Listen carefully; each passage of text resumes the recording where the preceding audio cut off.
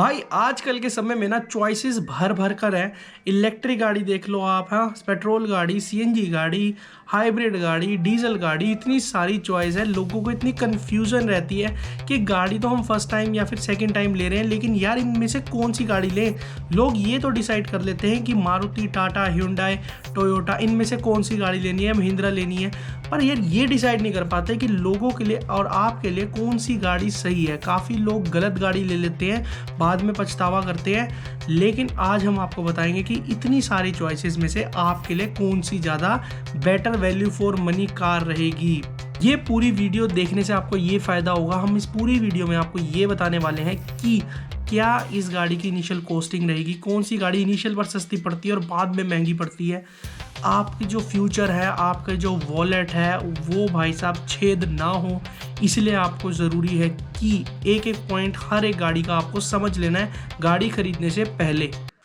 अब आप बात करते हैं जी अप फ्रंट कॉस्ट की। अब ये अप फ्रंट कॉस्ट क्या होती है? अप फ्रंट कॉस्ट वो होती है जो आप जस्ट पे कर रहे हो। मान लो गाड़ी आपको लेके आनी है, तो उस गाड़ी को खरीदने की जो कॉस्ट होती है, तो सबसे ज़्यादा अफोर्डेबल यानी सबसे ज़्यादा सस्ती जो गाड़ी आपको मिलेगी वो मिलती है एक पेट्रोल गाड़ी। हम एक एग्जाम्पल ले लेते हैं, मान लो नेक्सॉन का एग्जाम्पल ले रहे हैं। नेक्सॉन का एग्जाम्पल इसलिए ले रहे हैं क्योंकि नेक्सॉन पेट्रोल में आती है, डीजल में आती है, सीएनजी में आती है और साथ साथ ये आती है इलेक्ट्रिक में भी।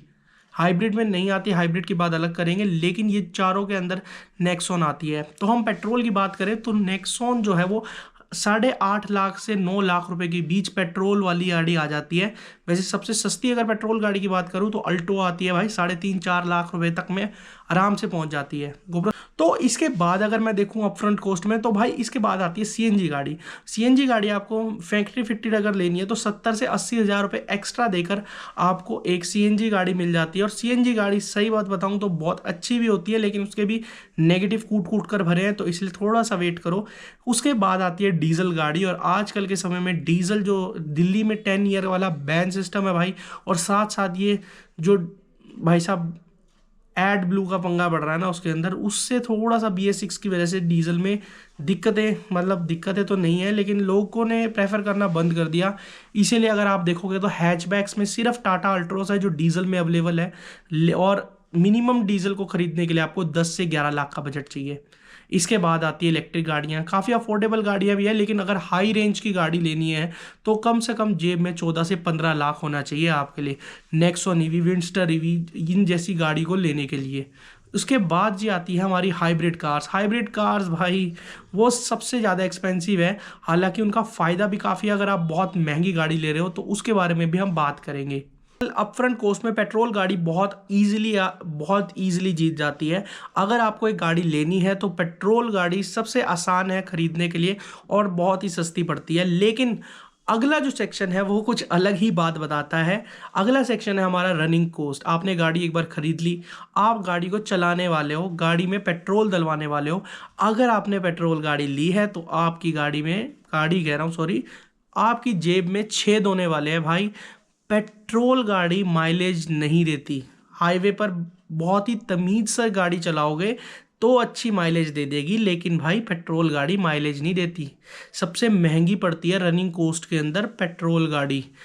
पड़ती पहले इनिशियल कॉस्ट में सस्ती है, लेकिन बाद में भाई जेब में छेद कर देती है बुरी तरह। उसके बाद जो गाड़ी आती है ना वो आती है डीजल और हाइब्रिड। हाइब्रिड की अगर माइलेज देखोगे तो 26-27 बड़े आराम से निकाल कर दे देती है हाइब्रिड गाड़ी, और डीजल गाड़ी है वो भी आपको 25-24 ऐसी एवरेज देती है। और डीजल का रेट भी पेट्रोल से 5 या 10 रुपये सस्ता भी है।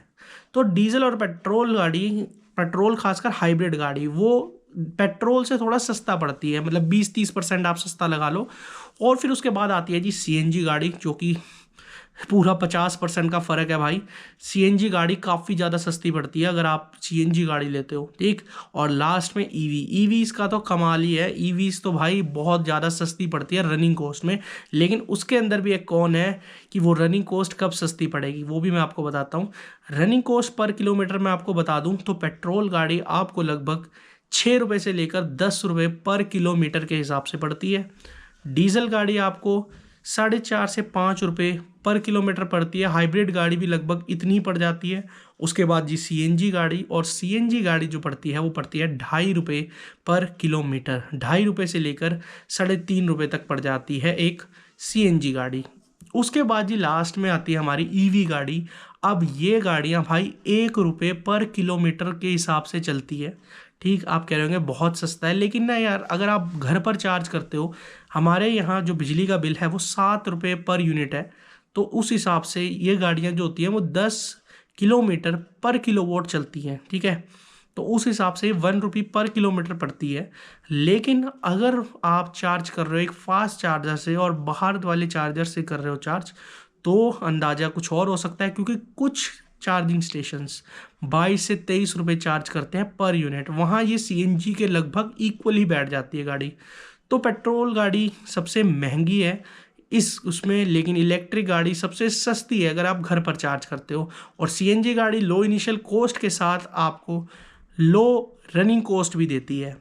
अब हम बात करते हैं कि कौन सी गाड़ी के क्या एडवांटेजेस है। ठीक है, अगर मैं पेट्रोल गाड़ी की बात करूं तो पेट्रोल गाड़ी का सबसे बड़ा एडवांटेज है कि उसमें आपको पैसा, शुरुआती जो पैसा है वो कम डालना पड़ेगा।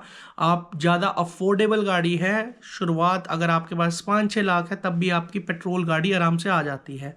ठीक, उसके बाद जो है परफॉर्मेंस पेट्रोल गाड़ी की अच्छी है। पावर वगैरह आप देख लो, 83 bhp मिलती है। अगर टियागो की मैं बात कर रहा हूँ तो ठीक ठाक अच्छी पावर मिल जाती है। बिल्कुल रिफाइंड पेट्रोल इंजन होते हैं। ठीक है, ज़्यादा साउंड वगैरह नहीं करते जैसे डीजल करता है, और काफ़ी सही रहते हैं इस मामले में। लेकिन कहाँ पर असली डिसएडवांटेज है पेट्रोल गाड़ी की? जेब में छेद। भाई पेट्रोल डलवाते रह जाओगे, अगर सिटी में गाड़ी चला रहे हो ना पेट्रोल गाड़ी, तो पेट्रोल ही डलवाते रह जाओगे। 500 का तेल, कभी 1000 का तेल, हर 2-3 दिन बाद टैंकी खाली हो जाती है आपकी गाड़ी की। तो अब ये बताता हूँ आपको पेट्रोल गाड़ी किसको लेनी चाहिए। अगर तो आपको सिर्फ गाड़ी रखनी है, कभी कभार निकालनी है, गाड़ी ज़्यादा निकालनी नहीं होती, सिर्फ गाड़ी रखनी है और सिर्फ कम गाड़ी चलानी है आपने, तब आपके लिए पेट्रोल गाड़ी है। मान लो आपने सिर्फ हफ्ते 2 हफ्ते में आपने 10 किलोमीटर से 80 किलोमीटर चलना है सिर्फ, तो आप पेट्रोल गाड़ी आराम से ले सकते हो, उसमें कोई दिक्कत नहीं है।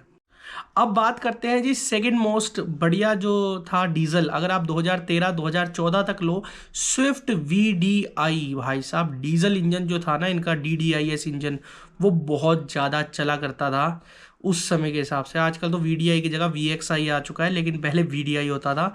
डीजल गाड़ियाँ बहुत बिकती थी पहले पेट्रोल के मुकाबले। अब डीजल गाड़ी आपको कब लेनी चाहिए और किसके क्या प्रोज हैं? देखो, प्रोज तो सबसे बढ़िया ये है कि ये फ्यूल एफिशिएंसी के साथ साथ आपको परफॉर्मेंस भी देते हैं।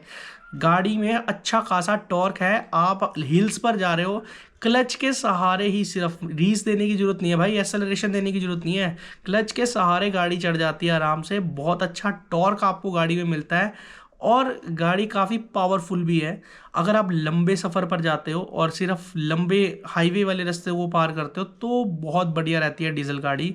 लेकिन इसके नुकसान भी है, जैसे BS6 में जो DPF वाला इश्यूज़ है वो थोड़े से हैं, और साथ साथ आपको एड ब्लू जिस ऐड करना पड़ता है डीजल गाड़ियों में आजकल, तो वहाँ पर भाई इश्यूज़ हैं। और साथ साथ दिल्ली में आप देखोगे, दिल्ली में तो 10 ईयर्स का जो डीजल लाइफ है वो भी पंगा जरूर देती है। और आजकल तो डीजल की गाड़ियाँ हैचबैक्स तो रही नहीं। आप हैचबैक सिर्फ वही टाटा अल्ट्रोज है, और 10 से 11 लाख मिनिमम बजट होना चाहिए आपको एक डीजल गाड़ी ओन करने के लिए। कोपरा स्टॉप रिकॉर्डिंग। देखो, डीजल के अंदर एक और चीज़ भी है कि डीजल गाड़ियाँ जो होती है वो काफ़ी ज़्यादा नॉइसी भी होती है, वाइब्रेशंस होती है। अगर आप टाटा हैरियर, हमने एक वीडियो बनाई थी, टाटा हैरियर थी वो भी 2019 की, उस पर वाइब्रेशन मिल रही थी। हालांकि वो 4 सिलेंडर इंजन था, पर वो हाँ ड्राइव करने में काफ़ी मज़ेदार था, साथ ही साथ वो माइलेज भी देता है। तो ये यहाँ डीजल गाड़ियाँ विन करती है, क्योंकि अब देख लो आप, जो मैक्सिमम ट्रांसपोर्ट है वो डीजल पर ही फ़िलहाल चल रहा है। जो ट्रक्स वगैरह आपने बड़े बड़े देखे होंगे वो डीजल पर ही चल रहे हैं भाई, पेट्रोल पर नहीं चल रहे।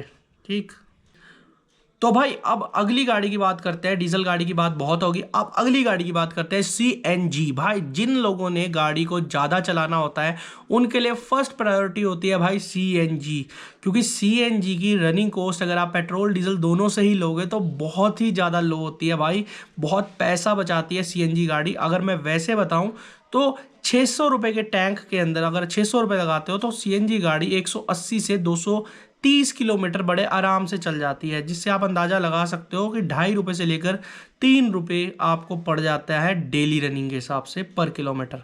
बाकी सीएनजी गाड़ी में बहुत ज़्यादा फ़ायदे भी हैं। सबसे बड़ा फ़ायदा ये है कि इसमें पैसा बचता है भाई, क्योंकि एक बंदे ने ज़रूर कहा है कि money saved is money earned, ठीक, तो सही कहा है। तो मनी सेविंग के लिए सबसे बेस्ट सीएनजी गाड़ी होती है। अब इसके नेगेटिव्स भी हैं। नेगेटिव्स है हाई मेंटेनेंस, डीजल में भी हाई मेंटेनेंस थी, इसमें भी हाई मेंटेनेंस है, मेंटेनेंस बहुत करवानी पड़ती है। और दूसरी चीज़, अगर आप खाली सीएनजी पर गाड़ी को चलाने वाले हो तो थोड़ी सी दिक्कत आपको हो सकती है, बीच में पेट्रोल में आपको शिफ्ट करना पड़ेगा। सीएनजी गाड़ी से आपको आदत बुरी लग जाती है, तलब लग जाती है सिर्फ सीएनजी पर चलाने के लिए, क्योंकि पेट्रोल पर माइलेज बिल्कुल हाफ हो जाती है भाई। सीएनजी में माइलेज 30+ भी निकाल देती हैं कुछ गाड़ियाँ, ठीक, और सीएनजी गाड़ी काफ़ी बढ़िया भी रहती है। लेकिन जो उसके डिसएडवांटेज है ना, सबसे बड़ा डिसएडवांटेज है उसकी परफॉर्मेंस। डीजल में माइलेज के साथ परफॉर्मेंस तो मिलती है, लेकिन सीएनजी में परफॉर्मेंस आपको नहीं मिलती। सीएनजी सिर्फ उन लोगों के लिए है, जस्ट उन्होंने इधर से उधर जाना है, परफॉर्मेंस वगैरह तुम टॉर्क भी नहीं मिलता भाई 1.2 लीटर स्पेशल इंजन में। कम से कम 1500 सीसी का इंजन लो सीएनजी के अंदर, या फिर नेक्सॉन में जो 1.2 लीटर टर्बो इंजन आता है वो लो, तब पावर महसूस होने वाली है। अदरवाइज 1.2 लीटर के इंजन में आपको पावर नहीं महसूस होने वाली सीएनजी में बिल्कुल भी। अगला जो डिसएडवांटेज थी, जो कि अब टैकल कर चुकी है काफ़ी कंपनीज ने, वो थी बूट स्पेस। कॉम्प्रोमाइज़ हो जाता है सीएनजी गाड़ी में, लेकिन अब नहीं होता, क्योंकि अब डुअल सिलेंडर टेक्नोलॉजी और साथ साथ नीचे सिलेंडर देने लग गए हैं अंडर बॉडी वाले, जैसे विक्टोरिस में दिया है। तो उस कारण अब बूट स्पेस वाला तो काम हट ही गया है। और आजकल सीएनजी भी ज़्यादातर पंप्स पर मिल जाता है, और सीएनजी की लाइन में आपको लगना पड़ता है, ये भी एक इसका बड़ा डिसएडवांटेज है। लास्टली हम बात करते हैं इलेक्ट्रिक गाड़ी की। इलेक्ट्रिक गाड़ी भाई, एक चीज़ बता रहा हूँ आपको, इलेक्ट्रिक गाड़ी में आप चलाओगे आपको इंस्टेंट टॉर्क मिलेगा, पावर, परफॉर्मेंस। इवन मैंने यूट्यूब पर ही रेसेस देखी है, जो इलेक्ट्रिक गाड़ी सस्ती है वो महंगी गाड़ियों को रेस वगैरह में हरा रही है। इलेक्ट्रिक गाड़ी काफ़ी स्मूथ होती है, ना कोई वाइब्रेशन ना कुछ, और ऑटोमेटिक्स भी काफ़ी ज़्यादा बेटर होता है। एएमटी या फिर सीवीटी से भी बेटर होता है इलेक्ट्रिक कार्स का, क्योंकि भाई इलेक्ट्रिक गाड़ियाँ होती है, ठीक। बाकी इलेक्ट्रिक गाड़ियों के अंदर और भी चीज़ें मिल जाती है आपको, जैसे लो रनिंग कॉस्ट भाई, 1 रुपये पर किलोमीटर अगर आप घर पर चार्ज करते हो, ठीक है।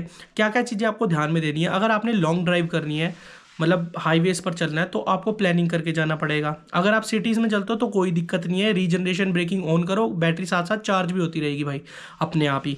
दूसरी चीज़, आपको भाई आपके घर पे एक फिक्स स्पॉट चाहिए, जैसे पार्किंग वगैरह चाहिए, क्योंकि आपने घर पर चार्ज करना है, पैसे भी बचेंगे तभी।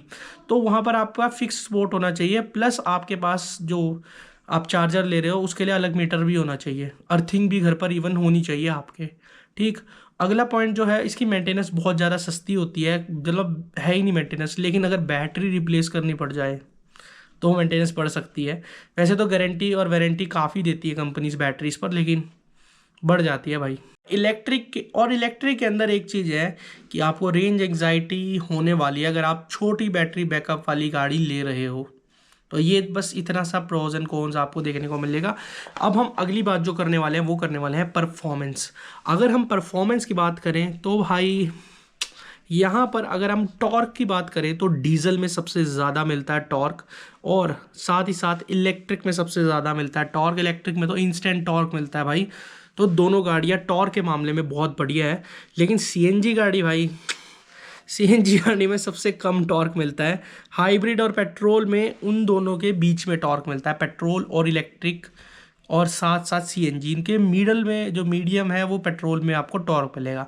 सबसे हाई इलेक्ट्रिक और डीजल में मिलता है, और सबसे लो सीएनजी में मिलता है। सीएनजी में तो पूछो मत भाई साहब, परेशान कर देता है भाई टॉर्क सीएनजी के अंदर।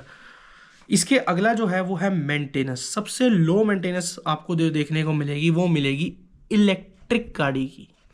इलेक्ट्रिक गाड़ी के बाद आपको मिलेगी पेट्रोल गाड़ी की, और फिर उसके बाद मिलेगी डीजल और हाइब्रिड गाड़ी की, और फिर लास्ट में सीएनजी गाड़ी की मेंटेनेंस। क्योंकि सीएनजी के कुछ कंपोनेंट्स अगर चेंज करने पड़ गए तो मुश्किल हो सकती है, तो थोड़ा सा कॉम्प्रोमाइज़ है जी वहाँ पर। एक्स्ट्रा जो किट है उसकी हाई मेंटेनेंस के ऊपर। और डीजल के अंदर अगर मैं बताऊं तो वो डीपीएफ वाला इशू है, वो थोड़ा सा है मेंटेनेंस में। बाकी बूट की बात करें तो बूट सारी गाड़ियों में लगभग मिल जाता है। थोड़ी बहुत गाड़ियां सीएनजी में हैं जो कि डुअल सिलेंडर टेक्नोलॉजी में नहीं आ रही, तो उनमें थोड़ा सा इशू आपको लग सकता है। इंफ्रास्ट्रक्चर की बात करें तो भाई पेट्रोल मिल जाएगा, डीजल मिल जाएगा, हाइब्रिड में भी पेट्रोल है, वो तीनों में आराम से हो जाएगा। सीएनजी में लाइन लगती है आजकल देखोगे तो वहाँ दिक्कत है। प्लस आपको अगर इलेक्ट्रिक में देखना है, वैसे तो आजकल चार्जर बनने लग गए। जैसे हमारे यहाँ पर अगर आप देखोगे ना पास में, तो 2 किलोमीटर दूर पंप है, तो उस पर पहले सिर्फ पेट्रोल और डीजल होता था। अब वहाँ पर सीएनजी पंप भी आ चुका है भाई, और इलेक्ट्रिक चार्जर भी एक और पंप पे आ चुका है। तो अब देखो ग्रोथ तो कर रहा है धीरे धीरे, लेकिन 2-3 साल पहले कहानी कुछ अलग थी।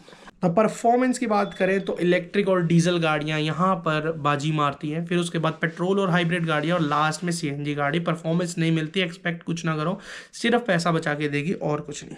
अब वर्डिक्ट पे आते हैं भाई, कौन सी गाड़ी आपके लिए बढ़िया है। अब इतनी सारी गाड़ियां हैं, इनसे तो आप डिसाइड कर लोगे कि कौन सी गाड़ी लेनी है। अब डिसाइड करने का टाइम है कि पेट्रोल लेनी है, सीएनजी लेनी है, डीजल लेनी है, या फिर हाइब्रिड और इलेक्ट्रिक लेनी है। देखो अगर तुम उन लोगों में से हो जिन्होंने गाड़ी बहुत कम चलानी है, कभी कभार फंक्शन वगैरह में लेके जाना होता है, तो बिना देखे पेट्रोल गाड़ी ले लो। अगर आप साल में 6-7 हज़ार किलोमीटर गाड़ी को चलाने वाले हो, अगर आपका इनिशियल बजट टाइट है तो आप सीएनजी गाड़ी ले सकते हो। अगर आपने बहुत ज्यादा चलना होता है, मान लो आपने साल में चलना है बहुत ज़्यादा, जैसे 12-13 हज़ार किलोमीटर या फिर 36 हज़ार किलोमीटर, तो सीएनजी गाड़ी ले लो, आपका ज़्यादा फायदा रहेगा, ज़्यादा पैसा बचाएगी भाई गाड़ी। हाँ, अगर ठीक ठाक परफॉर्मेंस तुम्हें चाहिए तो 1500 सीसी का ब्रीजा वाला इंजन बढ़िया रहता है सीएनजी में, या फिर 1200 सीसी का नेक्सॉन का टर्बोचार्ज। बाकी 1200 सीसी नेचुरल एस्पिरेटेड में पावर नहीं है भाई, सीएनजी में कुछ फील नहीं होती। अगर आपको डीजल लेने से कोई दिक्कत नहीं है तो आप डीजल भी ले सकते हो, क्योंकि डीजल हाईवेज पर बहुत सही चलती है, प्लस उसका टॉर्क बहुत अच्छा है हिली एरियाज के लिए। और डीजल के अंदर ये बात है कि डीजल भाई आपको ज्यादा पैसे बचा कर भी देगी पेट्रोल के मुकाबले। सिर्फ वही है कि 10-11 लाख रुपए आपको डालने पड़ेंगे और डीपीएफ का इशूज रहेगा। तो भाई वैसे मेरे को लगता नहीं है आजकल डीजल लोग ले रहे हैं, मोस्टली जो हाईवे पे चलते हैं वो लोग ले लेते हैं डीजल गाड़ी। अब बात आती है इलेक्ट्रिक गाड़ी की, तो इलेक्ट्रिक गाड़ी की ना यार रेंज जो है वो आपको 21-22 लाख रुपए डालने पड़ेंगे। जैसे हैरियर ईवी जैसी गाड़ी लेके लॉन्ग रेंज वेरिएंट लेना पड़ेगा, जो 400 से 500 किलोमीटर आराम से चल जाता है। लेकिन अगर उससे ज़्यादा जाना है तो बार बार आपको चार्जिंग लगानी पड़ेगी। और एक बात और कि बाहर से चार्जिंग लगाओगे तो थोड़ी बहुत गाड़ी महंगी भी पड़ सकती है रनिंग कॉस्ट के मामले में। तो मैं तो यही कहूँगा कि भाई सेकेंडरी गाड़ी की तरह यूज़ करो इलेक्ट्रिक गाड़ी को, और सिर्फ घर पर चार्ज करो उसको। जैसे टियागो ईवी जैसी गाड़ी आपने ले ली और सिटी में चलाओ मजे से, या फिर हैरियर ईवी जैसी गाड़ी ले ली, आसपास चलेगी 400-500 किलोमीटर तक, क्योंकि सिटी के अंदर तो ये ज़्यादा रेंज देती है। क्योंकि भाई जैसे जैसे आप चलाओगे, रश में घुसोगे, ट्रैफिक में घुसोगे, तो भाई रीजनरेशन ब्रेकिंग के थ्रू आपकी गाड़ी बार बार चार्ज होती रहती है। लास्ट में बचती है हाइब्रिड गाड़ियाँ। अगर आप बड़ा बजट है आपका 20-21 लाख का और बड़ी गाड़ी आप ले रहे हो जैसे कि हाई राइडर वगैरह, तो भाई एक बात मैं आपको कहना चाहूँगा कि आपको अगर माइलेज भी साथ चाहिए ना और सीएनजी की पंप लाइन पर खड़ना नहीं है, तो आप हाइब्रिड गाड़ी ले सकते हो। क्योंकि जो बड़ी गाड़ियाँ होती है ना भाई, वो माइलेज बिल्कुल भी नहीं देती है। छोटी गाड़ियाँ जो है एक टैंक पर 700 किलोमीटर चल जाती हैं, लेकिन जो बड़ी गाड़ियाँ होती है भाई एक टैंक पर मान लो 450 से 500 किलोमीटर चलती है। तो उसको कंपनसेट करने के लिए बैटरी लगा देते हैं हाइब्रिड वाली, और भाई चल जाती है बहुत बढ़िया। बाकी वीडियो को एंड करते हैं, लाइक शेयर सब्सक्राइब जरूर कर देना। मिलते हैं आपको अगली वीडियो में।